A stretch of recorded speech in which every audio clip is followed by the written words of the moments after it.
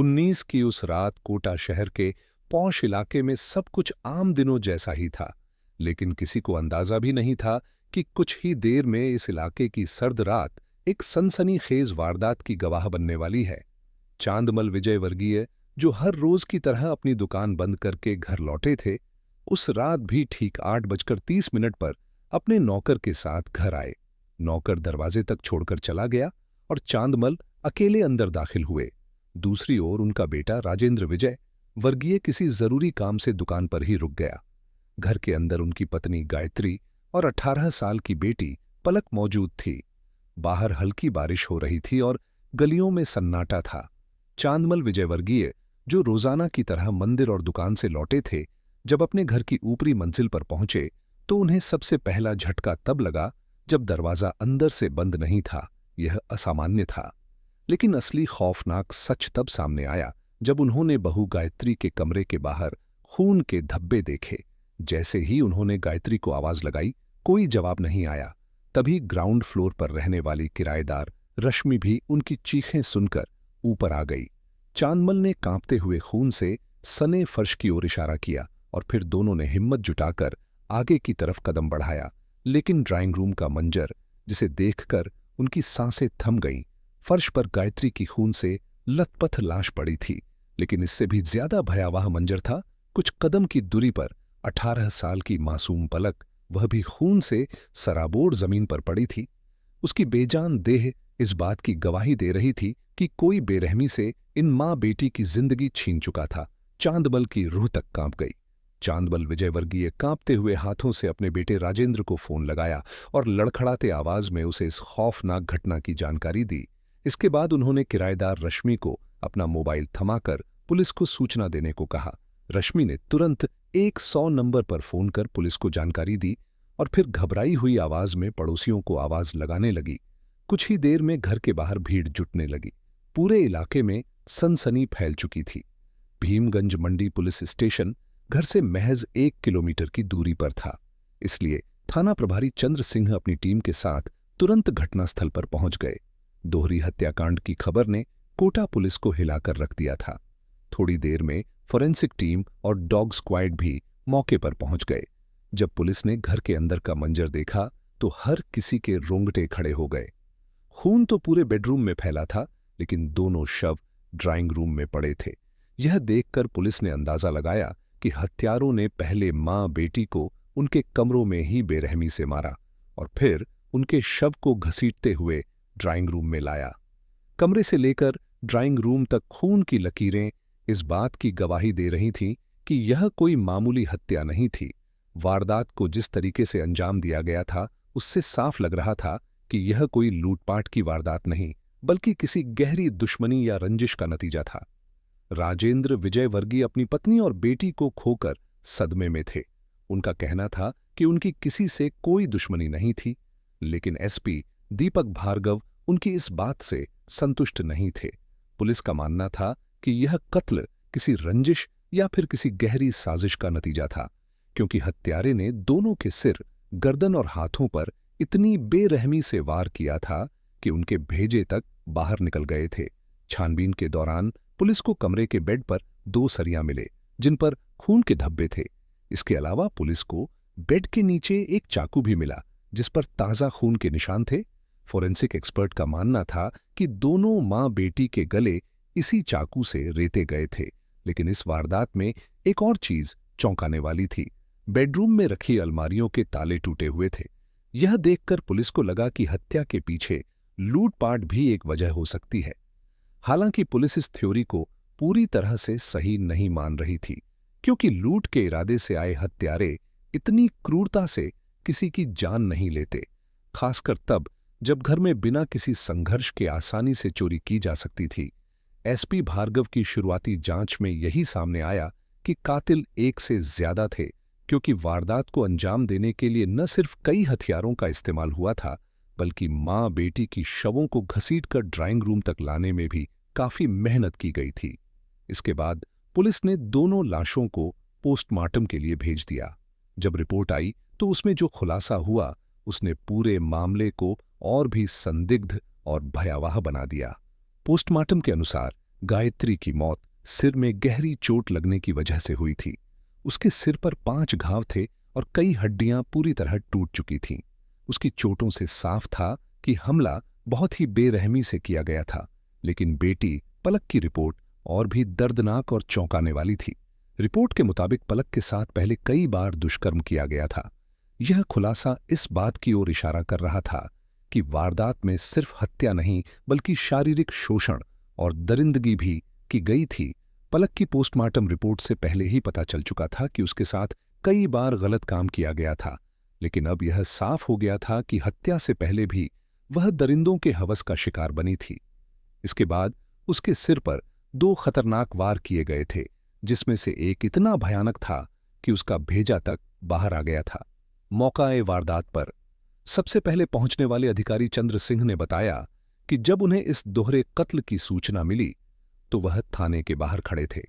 सूचना मिलते ही वह तुरंत घटनास्थल पर पहुंच गए, लेकिन जैसे ही उन्होंने फर्श पर खून से लथपथ मां बेटी की लाशें देखी, उनके कदम ठिठक गए। मंजर को देखकर वह खुद को 5 मिनट संभाल नहीं पाए। उनके मुताबिक यह उनकी जिंदगी का सबसे दर्दनाक केस था। पुलिस की शुरुआती जांच में पता चला कि हत्यारे ने सरिया को हथियार की तरह इस्तेमाल किया था। गायत्री और पलक दोनों के हाथों पर गहरी खरोंचे और चोट के निशान थे, जो यह साबित कर रहे थे कि उन्होंने अपनी जान बचाने के लिए बदमाशों से संघर्ष किया था। मौका-ए वारदात पर टूटी हुई चूड़ियां भी बरामद हुईं, जो इस संघर्ष की गवाह थी। सबसे अहम सुराग मां बेटी के नाखूनों में मिली त्वचा और मांस के टुकड़े थे। यह साफ संकेत था कि कातिलों में से किसी एक को पूरी ताकत से खरोंच मारी होगी। इससे उनकी पहचान हो सकती थी। राजेंद्र विजयवर्गीय के घर से एक सड़क सीधे स्टेशन की तरफ जाती थी, जबकि दूसरी हटवाड़ा की ओर, जो आगे सैन्य क्षेत्र तक भी पहुंचती थी। शायद यही वजह थी कि कातिल वारदात को अंजाम देने के बाद बिना किसी की नजर में आए वहां से भागने में सफल हो गए थे। लेकिन इस घटना में सबसे चौंकाने वाली बात यह थी कि जिस तरह से घर में दाखिल होने के बाद यह घटना हुई, उसे पुलिस को लग रहा था कि हत्यारे विजयवर्गीय के परिवार के करीबी हो सकते हैं। घर का मुख्य गेट लोहे का था, लेकिन उसकी कुंडी ऐसी थी जो अंदर और बाहर दोनों तरफ से आसानी से खोली जा सकती थी। इसका मतलब साफ था कि या तो कातिलों को पहले से घर के बारे में जानकारी थी, या फिर घर के किसी सदस्य ने ही उन्हें अंदर आने में मदद की थी। गायत्री और चांदबल विजयवर्गीय समाज सेवा से जुड़े हुए थे, इसीलिए उनके घर पर लोगों का आना जाना लगा रहता था। लेकिन राजेंद्र विजयवर्गीय का कहना था कि घर में 5 सीसीटीवी कैमरे लगे हुए थे। जब भी कोई घर में आता था, तब गायत्री या पलक कैमरे में देखकर ही घर का दरवाजा खोलते थे। इसका मतलब था कि वारदात के दिन घर आने वाले लोग इनके जान पहचान के थे। जांच के दौरान पुलिस को घर के सारे सीसीटीवी कैमरे टूटे हुए मिले और उनकी डीवीआर भी गायब थी। यह साफ इशारा कर रहा था कि कातिल उनके घर के चप्पे चप्पे से वाकिफ थे और उन्होंने सबूत मिटाने के लिए पहले से ही प्लानिंग कर रखी थी। घर की दोनों तिजोरियों के ताले भी टूटे हुए मिले। बदमाशों को यह भी पता था कि विजयवर्गीय परिवार की सारी जमा पूंजी इसी तिजोरी में रखी हुई थी। इससे पुलिस को लगने लगा कि यह सिर्फ दुश्मनी में की गई हत्या नहीं, बल्कि लूट के इरादे से की गई साजिश थी। इस जघन्य हत्याकांड से पूरे शहर में सनसनी फैल गई थी। खासकर व्यापारियों में जबरदस्त आक्रोश था। उन्होंने पुलिस पर दबाव बनाने लिए धरना प्रदर्शन करने की चेतावनी दे दी। अगले दिन एएसपी दीपक भार्गव ने राजेंद्र विजयवर्गीय से चोरी हुए सामान के बारे में पूछा। राजेंद्र ने बताया कि तिजोरी से करीब 12 लाख रुपए नगद और 20 लाख रुपए के सोने चांदी के जेवर गायब हैं। यह सुनते ही पुलिस का शक और भी गहरा हो गया कि इस वारदात को पैसों के लालच में अंजाम दिया गया था। राजेंद्र ने भी इस बात को स्वीकार किया कि लूट ही इस हत्याकांड की मुख्य वजह हो सकती है। अब पुलिस के सामने सबसे बड़ी चुनौती हथियारों तक पहुंचना था। एसपी दीपक भार्गव ने पुलिस की कई टीमें बनाई, जिनमें कुल 200 जवान शामिल किए गए। पुलिस के लिए यह केस जितना पेचीदा होता जा रहा था, उतना ही खतरनाक भी, क्योंकि अब सवाल यह था कि अगर यह सिर्फ लूटपाट थी, तो फिर इतनी बेरहमी से मां और बेटी की हत्या क्यों की गई? और अगर कातिल लूट के इरादे से आए थे, तो उन्हें घर के हर कोने की जानकारी कैसे थी? पुलिस की जांच लगातार जारी थी। पूरे इलाके में लगे सीसीटीवी कैमरे को खंगाला जा रहा था। होटलों और धर्मशाला में छापेमारी की जा रही थी और कोटा शहर की नाकेबंदी कर दी गई थी ताकि अपराधी किसी भी तरह फरार न हो सके। लेकिन 2 फरवरी को इस केस में नया मोड़ आया। घटनास्थल से पुलिस को सफेद रंग का एक गमछा मिला। अफरा तफरी में अपराधी उसे वहीं छोड़ गया था। जब पुलिस ने इस बारे में राजेंद्र से पूछा तो वह कुछ नहीं बता सके। लेकिन तभी पुलिस को एक मुखबिर ने सूचना दी कि ऐसा ही गमछा राजेंद्र के दुकान में चौकीदारी करने वाले मस्तराम के पास भी था। हालांकि पुलिस की नजर कई और संदिग्धों पर भी थी, लेकिन 3 फरवरी की शाम को कांस्टेबल शिवराज को एक और अहम सुराग मिला। एक मुखबिर ने बताया कि राजेंद्र का एक पुराना नौकर हाल ही में खूब पैसे उड़ा रहा था। मुखबिर के अनुसार उसने हाल ही में 40,000 रुपए का मोबाइल और महंगे कपड़े खरीदे थे। ये सुनते ही पुलिस का शक गहरा गया, क्योंकि यह रकम ठीक उसी चोरी की गई रकम से मेल खा रही थी। पुलिस को यह भी पता था कि अक्सर अपराधी वारदात के बाद किसी न किसी बहाने से मौके पर लौटते हैं। यह चूक ही कई बार उनके पकड़े जाने की वजह बन जाती है। अब पुलिस के पास 2 अहम सुराग थे, एक छोड़ा हुआ गमछा और राजेंद्र के नौकर का बदला हुआ लाइफस्टाइल। 3 फरवरी को गायत्री और पलक की शोक सभा में सभी गमगीन थे। तभी एक व्यक्ति जोर जोर से दहाड़े मारकर रोने लगा। वह बार बार यही कह रहा था, मालिक, ये सब कैसे हो गया? उसकी मातम मनाने की तीव्रता असामान्य थी। थोड़ी देर बाद जब वह राजेंद्र के पास आया और उसे दिलासा देने लगा तो राजेंद्र को उसके मुंह से तेज शराब की बू आई। राजेंद्र ने उसे पीछे हटाने की कोशिश की, लेकिन वह और जोर जोर से रोने लगा। यह सब देखकर सादे कपड़ों में मौजूद पुलिसकर्मियों को शक हुआ। उन्होंने राजेंद्र से पूछा, यह व्यक्ति कौन है? राजेंद्र ने बताया कि यह उनका पुराना नौकर मस्त राम मीणा है। उन्होंने यह भी बताया कि मस्त राम पहले उनकी दुकान पर चौकीदारी किया करता था और काफी वफादार था। मस्त राम का नाम सुनते ही पुलिस वालों के कान खड़े हो गए। यह वही नाम था जिसका जिक्र एक मुखबिर ने किया था। मुखबिर ने बताया था कि मस्तराम इन दिनों खूब पैसे उड़ा रहा है, महंगे कपड़े पहन रहा है और महंगा मोबाइल भी खरीदा है। अब जब मस्तराम पुलिस की नजरों में आ चुका था तो पुलिस ने उसे बिना देरी किए उठा लिया और भीमगंज थाने ले आई। थाने में जब उससे कड़ाई से पूछताछ की गई तब मस्तराम ज्यादा देर तक सच छिपा नहीं सका। कुछ ही घंटे में वह टूट गया और सच उगल दिया। लेकिन जो कहानी उसने सुनाई वह सुनकर पुलिस वालों के भी रोंगटे खड़े हो गए। उसने बताया कि इस वारदात को उसने अपने दोस्त लोकेश मीणा के साथ मिलकर अंजाम दिया था। मस्तराम और लोकेश दोनों बचपन के दोस्त थे और एक ही गांव के रहने वाले थे। मस्तराम की अभी तक शादी नहीं हुई थी। 3 साल पहले उसके पिता की मौत हो गई थी। इसके बाद उसके भाइयों ने पुश्तैनी जमीन 1 लाख रुपए में बेच दी थी। इस रकम का बंटवारा हुआ और मस्तराम को भी हिस्सा मिला, लेकिन उसने पूरी रकम शराब और अय्याशी में उड़ा दी। शराब के नशे में हुड़दंग मचाने की वजह से वह गांव में कई बार पिट चुका था। दूसरी तरफ उसका दोस्त लोकेश मीणा 10वीं फेल था और ठेकेदारी का काम शुरू किया था, लेकिन उसकी गुंडागर्दी की वजह से उसे कोई काम नहीं मिलता था। लोकेश के खिलाफ केशव राय पाटन थाने में कई आपराधिक मुकदमे दर्ज थे, लेकिन कुछ समय पहले जब उसने अपनी ही भाभी को लेकर घर से भागने की कोशिश की तो उसके घर वालों ने उसे घर से बाहर निकाल दिया। अब दोनों मस्तराम और लोकेश सोचने लगे थे कि वह मिलकर किसी बड़ी लूटपाट की वारदात को अंजाम देंगे ताकि आराम की जिंदगी जी सके। इस घटना से 3 साल पहले मस्तराम राजेंद्र विजय वर्गीय की दुकान पर नौकरी कर चुका था और उसे पता था कि घर का कौन सदस्य कब घर आता है और कब घर से बाहर जाता है। उसे यह भी जानकारी थी कि राजेंद्र विजय वर्गीय के घर में पैसे और गहने कहाँ रखे हैं। मस्तराम ने अपने दोस्त लोकेश को बताया कि हमें 1-2 लोगों को कत्ल करना पड़ेगा, लेकिन वहां से काफी पैसा और सोना हाथ लगेगा। पैसे के बारे में सुनते ही लोकेश भी तैयार हो गया। पूछताछ के दौरान मस्तराम ने बताया कि उन दोनों ने वारदात को अंजाम देने से पहले राजेंद्र की दुकान और घर की कई दिनों तक रेकी की। उसके बाद उन्होंने वारदात को अंजाम देने के लिए शाम 7 बजे का समय चुना, क्योंकि उस वक्त राजेंद्र विजय वर्गीय तो दुकान पर होते थे और उनके पिता चांदमल विजयवर्गीय राम मंदिर में दर्शन करने के बाद सीधे अपने बेटे के पास दुकान चले जाते थे। फिर 8:30 के पहले कोई भी घर पर नहीं आता था। राजेंद्र के घर में ग्राउंड फ्लोर में किराएदार रश्मि अकेली रहती थी, लेकिन शाम के समय रश्मि सब्जी लेने मंडी चली जाती थी। मस्तराम और लोकेश के लूटपाट के प्लान में गायत्री और उसकी बेटी पलक को कत्ल करना पहले से तय था।